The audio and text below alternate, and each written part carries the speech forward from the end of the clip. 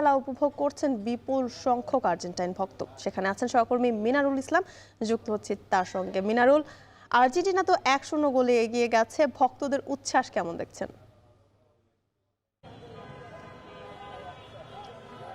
এদিকে অবিশ্বাস্য উৎসব যদি আমরা বলি, মেসিকে কেন্দ্র করেই মূলত পুরো আর্জেন্টিনার এই যে পুরো বিশ্বে কোটি কোটি ভক্ত সমর্থকের যে উচ্ছ্বাস, সেটা কিন্তু আমরা দেখেছি।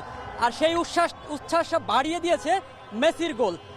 এই যে সকাল থেকে ভোরের আলো ফুটতেই আমরা কিন্তু দেখেছি মেসি ভক্তরা বা আর্জেন্টাইন সমর্থক যারা ছিলেন তারা কিন্তু জড়ো হয়েছেন টিএসসির মোড়ে। টিএসসি সহ 5টা হলে আমরা জানি যে বড় পর্দায় খেলা দেখানোর ব্যবস্থা করা হয়েছে ঢাকা বিশ্ববিদ্যালয়ের কর্তৃপক্ষের পক্ষ থেকে।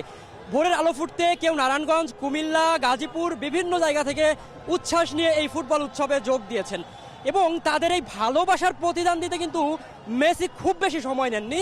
ম্যাচের মাত্র 17 মিনিটে ডিপলের বাড়িয়ে দেওয়া বলে ডিবক্সের বাইরে থেকে দুর্দান্ত একটা কিকে সেখান থেকে তার 14তম বিশ্বকাপের 14তম গোল আদায় করে নেন। একটা ফ্যাক্ট জানিয়ে রাখতে চাই, মেসি 2006 সালে নিজের প্রথম বিশ্বকাপে তার বিশ্বকাপের প্রথম গোলটা করেছিলেন এই 16 জুন। ঠিক 20 বছর পরে আজকে 16 জুন তার 14তম গোলটা আদায় করে নিলেন এবং ডিবক্সের বাইরে থেকে 1964 সালের পর ডাটা সংরক্ষণ করার যে তালিকাটা, তারপর থেকে সর্বোচ্চবার ডিবক্সের বাইরে থেকে বিশ্বকাপে গোল করার সেই কৃতিত্বটা অর্জন করলেন লিওনেল মেসি। এবং ভক্ত সমর্থকদের সেই যে উচ্ছ্বাস, সেটা বাদ ভাঙা ছিল টিএসসিতে। আমরা দেখেছি হই হুল্লোড়, বুবুজালা বাজিয়ে তারা উদযাপন করেছে সেই গোল।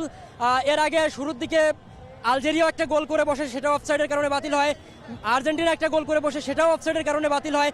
তবে তারপরে মূলত গোলটা করতে খুব বেশি সময় নেয়নি কিন্তু আর্জেন্টিনা ভক্ত সমর্থকদেরকে উচ্ছ্বাসে ভাসিয়েছেন মাত্র 17 মিনিটে। আমরা জানি যে গতকাল থেকে কিন্তু একটা উৎসবমুখর পরিবেশ সৃষ্টি হয়েছে এই টিএসসিতে এবং টিএসসি এই প্রাঙ্গণে হাজারো আর্জেন্টাইন ভক্ত তারা মাথায় পতাকা বেঁধে গায়ে জার্সি চাপিয়ে এক এক করে কিন্তু আমরা দেখেছি যে দল বেঁধে এখানে উপস্থিত হয়েছেন এবং তাদের এই ভালোবাসার প্রতিদান লিওনেল মেসিরা ঠিকঠাকভাবেই দিচ্ছেন। ব্রাজিল মরক্কোর সঙ্গে ড্র করলেও, স্পেন কেপ ভার্দের সঙ্গে ড্র করলেও আর্জেন্টিনার কিন্তু জয় দিয়েই বোধহয় শুরুটা করতে যাচ্ছে এবং তাদের সেই দর্শকদের মধ্যেও আমরা সেই উদযাপনটা, উচ্ছ্বাসটা দেখতে পাচ্ছি। তাদের দল নিয়ে যে একটা বাড়তি আত্মবিশ্বাস, সেটা কিন্তু আমরা দেখতে পেয়েছি সেই শুরু থেকেই। 1-0 গোলে এগিয়ে আপাতত তারা ম্যাচের বিরতিতে গেছে।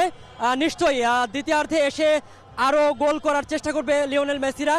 তবে আলজেরিয়া হয়তো ম্যাচে ফেরার চেষ্টা করবে। তবে শেষ পর্যন্ত অপেক্ষা করতে হবে প্রথম ম্যাচে আর্জেন্টিনার জয়টা দেখার জন্য। জয় হবে নাকি আলজেরিয়া ম্যাচে ফিরবে, এই ছিল শেষ আমার কাছে টিএসসি থেকে। এদিকে